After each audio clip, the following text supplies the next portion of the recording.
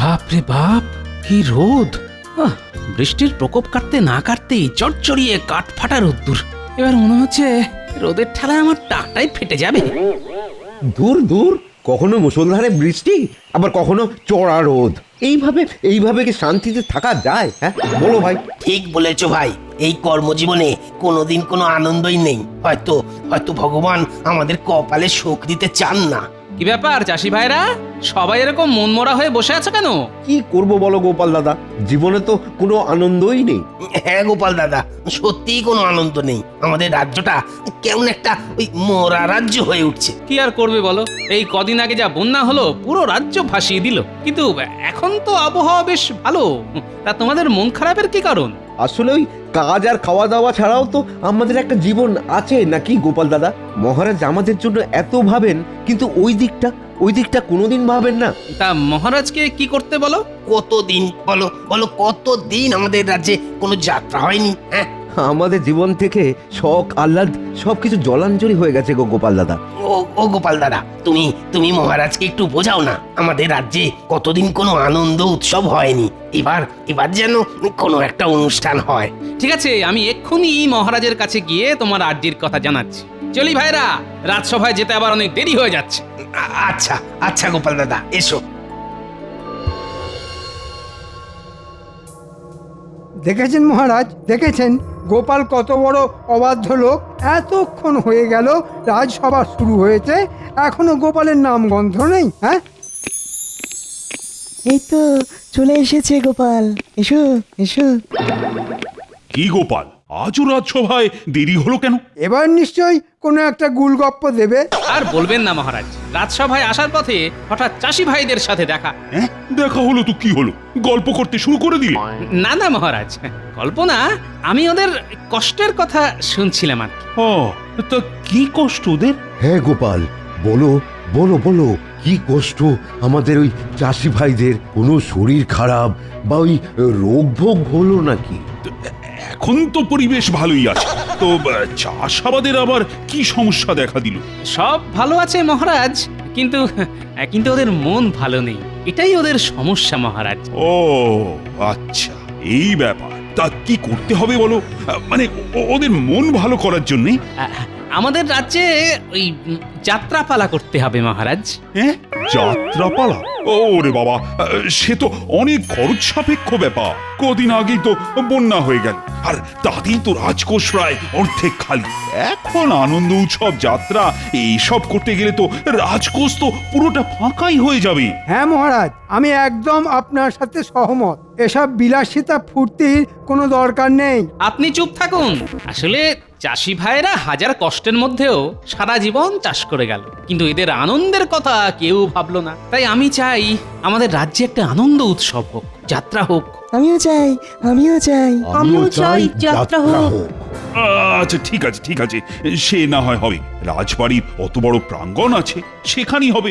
কিন্তু টাকা কি করে জোগাড় হবে গোপাল? মানে রাজকোষের হাল তো বেহাল। মহারাজ, আমার মাথায় একটা দারুণ পরিকল্পনা আছে। তাতে আপনার রাজকোষ থেকে একটা কানাকড়িও খরচা হবে না মহারাজ। কি পরিকল্পনা গোপাল? মহারাজ, আমরা আমরা সকল রাজসভাসদগণ কোনো না কোনো কাজে বিশেষভাবে পারদর্শী। তা আমরা সবাই যদি নিজেদের প্রতিভা প্রদর্শন করে টাকা নিয়ে আসি। বাবা বাবা, এ তো দারুণ প্রস্তাব।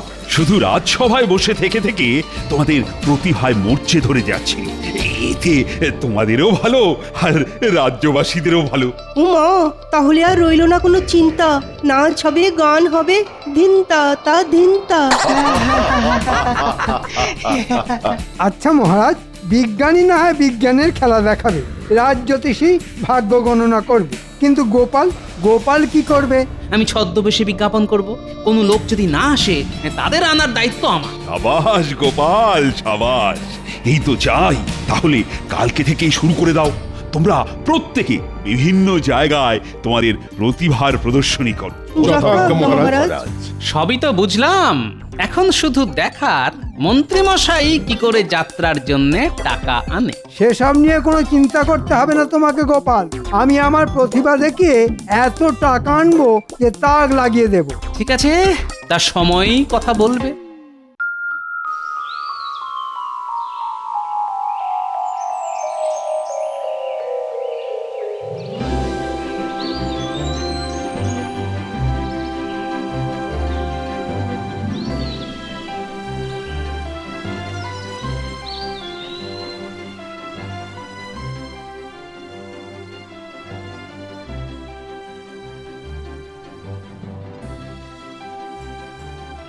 আমি ওই একটা ওষুধপত্রের দোকান খুলবো। লোকেরা তো যে কোনো রোগে আমার কাছে ছুটে আসবে। হ্যাঁ, আমি লোকজনের ভাগ্য গণনা করে বলে দেব লোকেদের সামনে কোনো বিপদ আপদ আছে কিনা। আমি তো অনেক রকম বিজ্ঞানের খেলা দেখাবো, আমার কাছে লোকজন আসতে বাধ্য। আমি শরীর চর্চা করব আর লোকজনকে ওই শরীর চর্চা করা শেখাবো। আমি আমার কবিতার বই বিক্রি করব, সাথে অনেকগুলো বই নিয়ে এসেছি। কিন্তু গোপাল তো এখনো এলো না। আমি আপনাদের পিছু পিছুই আসছিলাম, শুধু আমার ছদ্মবেশের কারণে আমাকে চিনতে পারেননি। মন্ত্রী মশাইও কিন্তু এখনো আসেননি। আসলে উনি তো বিশাল প্রতিভাধর ব্যক্তি, তাই বুঝতে পারছেন না কোন প্রতিভা দেখিয়ে লোকের কাছ থেকে টাকা রোজগার করবে। চলুন তাহলে, আর দেরি কেন? আপনারা সবাই ছোটখাটো করে আখড়া সাজিয়ে নিন, তবে কিন্তু একজন আরেকজনের কাছ থেকে কিছুটা দূরত্ব বজায় রাখবেন, কেমন? আচ্ছা গোপাল। শোনো শোনো শোনো সবাই, আমার কবিতার ছন্দ। এই কবিতা পড়ে সবার মুখ হবে বন্ধ, মনের ভাব ফুটে উঠবে, থাকবে না প্রতিভা ঢাকা। আমার পদ্য বইয়ের দাম মাত্র 10টি টাকা। চমৎকার, অসাধারণ, অনবদ্য অনবদ্য। আপনার কবিতার তুলনা নেই। আমার আমার মন ভরে গেল। দিন দিন দিন, আমাকে আমাকে 10টা না না না 20টা কবিতার বই দিন। আমি আমার পাড়ার প্রতিবেশী সকলকে উপহার দেব। এই এই চলো তো ওখানে গিয়ে দেখি ওই ওই লোকটা কি যেন একটা বিক্রি করছে। হ্যাঁ, চলো। কবিতার বই? আপনি কে মশাই? হ্যাঁ, আপনি কে? আমাদের রাজ্যে ওই এই কবিতার বই বিক্রি করছেন? আমি কৃষ্ণনগর রাজ্যের সভাকবি। পায়ের ধুলো দিন মশাই। আপনি মহারাজ কৃষ্ণচন্দ্রের সভাকবি। কি সৌভাগ্য! আপনার কবিতা পড়লে আমার মন ভালো হয়ে যাবে। এই নাও, তাহলে তোমার 20টা বইয়ের দাম হলো 200 টাকা। ধন্যবাদ ধন্যবাদ।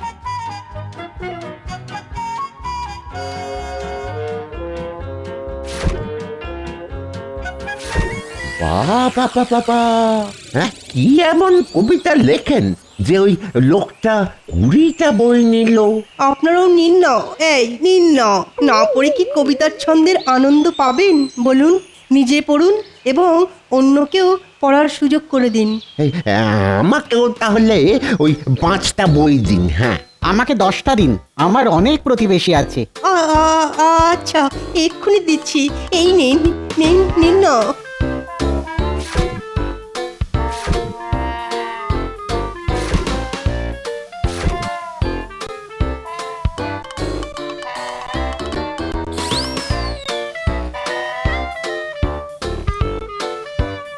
এই নাও সভাকবি, তোমার বই, আর আমার 200 টাকা ফেরত দাও। গোপাল, তোমার কি বুদ্ধি গো! শুধু বিজ্ঞাপন করে আমার 15টা বই মুহূর্তের মধ্যে বিক্রি হয়ে গেল। এই নাও তোমার দেওয়া 200 টাকা। আমি এখন চললাম, যাই ওদিকে ওদেরটা দেখে আসি। আপনি আপনার বই বিক্রি চালিয়ে যান।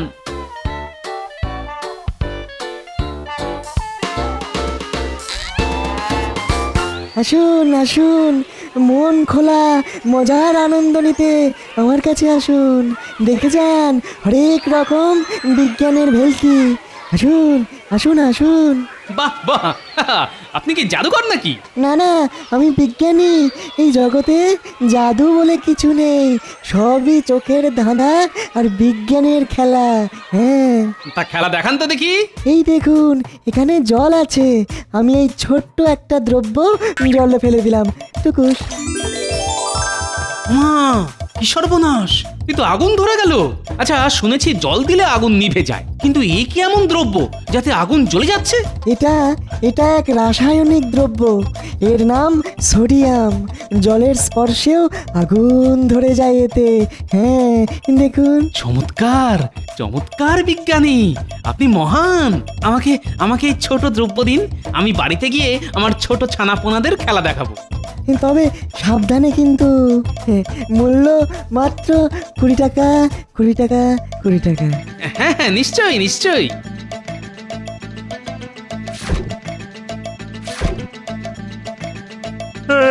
আমিও নেব।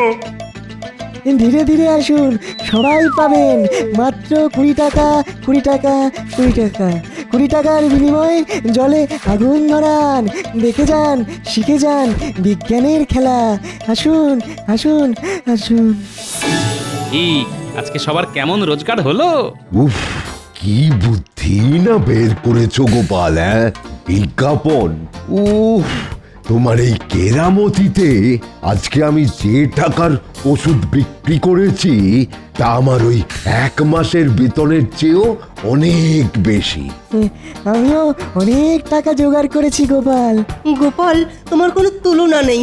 আমি তো স্বপ্নেও ভাবতে পারিনি এত টাকা একসাথে নিজের চোখে দেখবো। কিন্তু সব টাকাই যে যাত্রাপালা অনুষ্ঠান করতে কাজে লাগবে। তাতে কি আছে গোপাল? প্রজারা আমাদের জন্য এত কিছু করে আর আমরা প্রজাদের জন্য এইটুকু করতে পারবো না? হ্যাঁ, এবার নিশ্চয়ই চাষি ভাইদের মুখে হাসি দেখতে পাবো।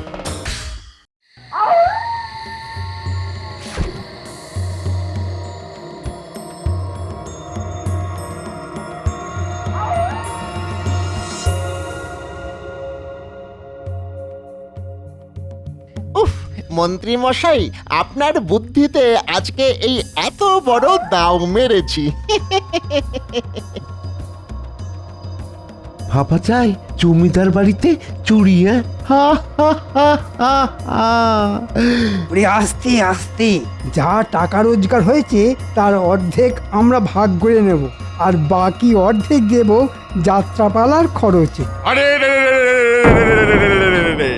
আরে রে রে রে রে রে রে রে রে রে। এত রাতে এই জঙ্গল দিয়ে কে যাচ্ছে রে? হ্যাঁ? আমরা এত রাতে এখানে কি দরকার শুনি? কিছু না, ওই একটু ঘুরতে বেরিয়েছিলাম।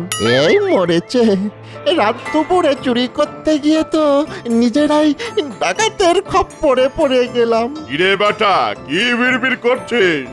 আমাদের কাছে কিচ্ছু নেই, বিশ্বাস করুন, আমাদেরকে ছেড়ে দিন না লক্ষ্মীটি। গলাটা কুচ করে কেটে দেবো? বল, যা আছে বের কর, বের কর বলছি।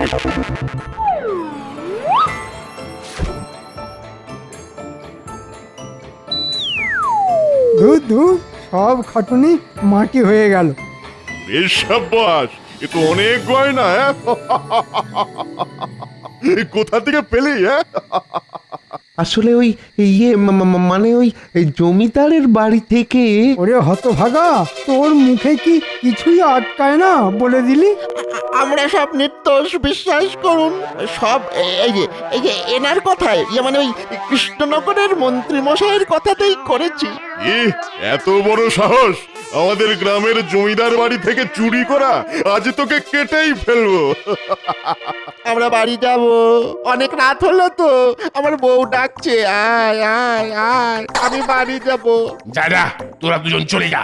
শুধু শুধু তোদের এই মাথাটাকে রেখে যা। হ্যাঁ, এটাকে আগে জমিদারের কাছে নিয়ে গিয়ে আচ্ছা সে ধোলাই দেবো। তারপর সকালে তোদের ওই রাজার কাছে নিয়ে যাবো। হ্যাঁ, সব তো ফেরত দিয়ে দিয়েছি, আবার মারধর কিসের জন্যে? সব কয়টা একে চ্যাংদোলা করে নিয়ে চল জমিদারের কাছে।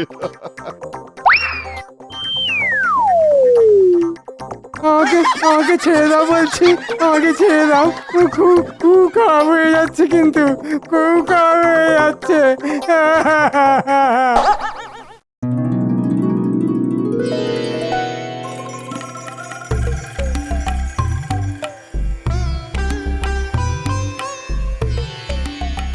মহারাজ, একদিনেই আমরা সকল সভাসদ দারুণ সাফল্য পেয়েছি আর অনেক টাকা রোজগার করেছি। হ্যাঁ মহারাজ, এই টাকায় একটা না দুটো যাত্রা অনুষ্ঠিত করা যাবে। বাহ গোপাল, বাহ বাহ বাহ, বাহবা শুধু আমার নয়, সকল সভাসদদের প্রাপ্য। চমৎকার! তোমরা যে আমার রত্ন সেটা আমি জানতাম। আমি এও জানতাম তোমরা পারবে। তোমাদের ওপর আমার সব সময় পূর্ণ আস্থা থাকে। তাহলে মহারাজ, ওই যাত্রার দিনক্ষণ ঠিক করা হোক। প্রহরী, প্রহরী, আজ্ঞা করুন মহারাজ। তুমি ঘোষককে জানিয়ে দাও যে ঢেড়া পিটিয়ে সে যেন জানিয়ে দেয় আগামী সপ্তাহে রবিবার কৃষ্ণনগর রাজবাড়ির প্রাঙ্গণে যাত্রাপালা হবে। সকল প্রজারা এসে যেন উপস্থিত থাকে। যথা আজ্ঞা মহারাজ। যাচ্ছে। এ কি মন্ত্রী মশাই? এ কি মন্ত্রী? তোমার এ কি অবস্থা? আর তোমরাই বা কারা? আমরা ডাকাত। আপনার মন্ত্রী আমাদের গ্রামের জমিদারের বাড়ি থেকে চুরি করেছিল আর আমরা হাতে নাতে ধরে আচ্ছা সে ধোলাই দিয়েছি। আজকে আপনার হাতে ওনাকে সমর্পণ করলাম, কিন্তু ফের যদি দেখি ওনাকে প্রাণে বাঁচিয়ে রাখবো না, এই বলে দিলাম। হ্যাঁ,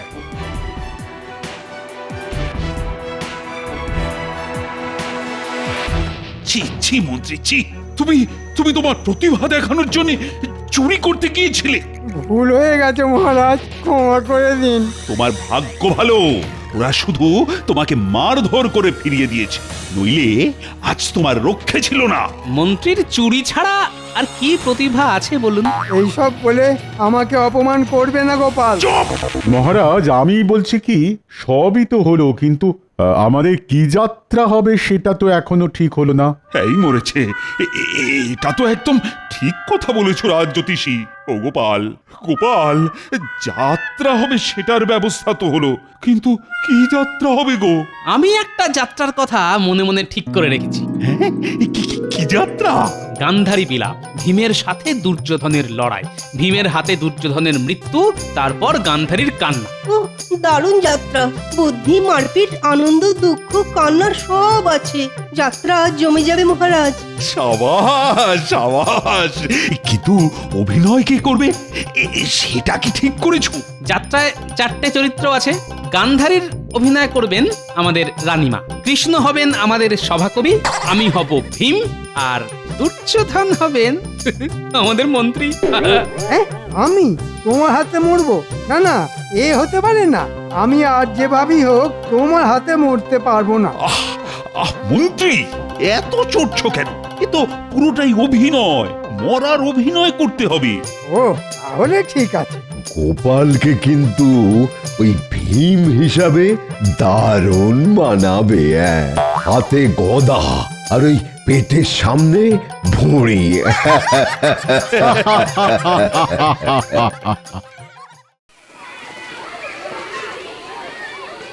সত্যি গোপাল দাদার কোনো তুলনাই হয় না। ঠিক বলেছ ভাই, আমাদের মরা রাজ্যে গোপাল দাদার উদ্যোগে আবার আনন্দ উৎসব হচ্ছে, যাত্রা হচ্ছে। কি সবাই প্রস্তুত তো? হ্যাঁ মহারাজ, প্রস্তুত। এখন শুরু হতে চলেছে আজকের যাত্রাপালা, গান্ধারীর বিলাপ।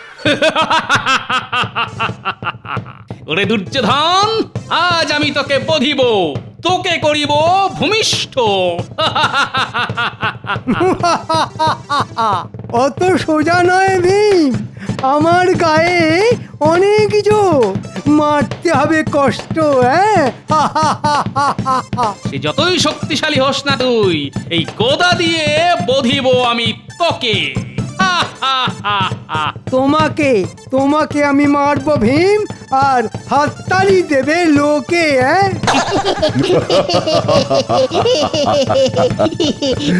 কি এত বড় সাহস? আয় আয়, কাছে আয়, আজ দেখবো কার বাহুতে কত জোর। আজ আমি মাথা ফাটাবো তোর।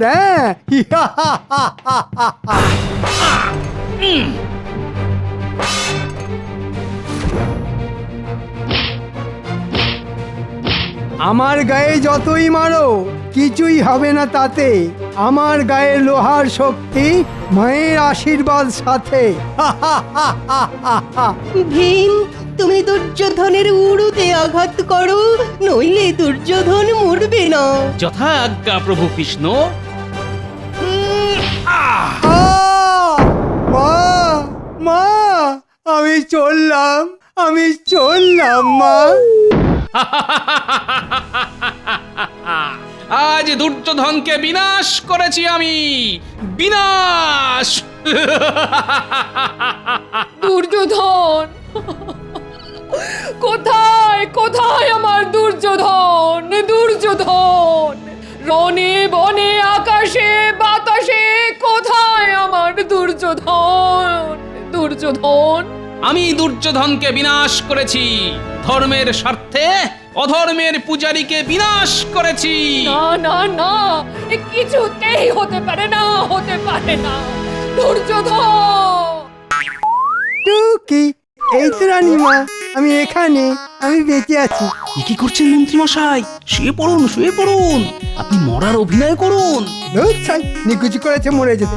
আমি তোমার হাতে মরবো না। দূর দূর, এত ভালো যাত্রাপালা আর মন্ত্রী এসে সব শেষে ঘেটে দিল।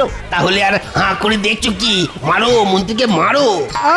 উ উ ওরে বাবা রে, লাগছে লাগছে, আমাকে মারছো কেন? ওরে বাবা রে। তোমরা শান্ত হও, ওরে ছেড়ে শান্ত দে, হও। ছেড়ে দে রে বাবা, কি ছেড়ে দে। মুশকিল? লাগছে তো নাকি?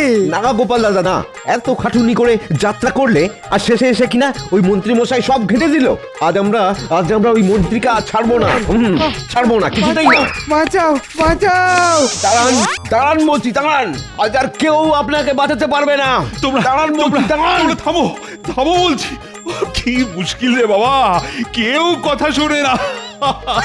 থামো, থামো।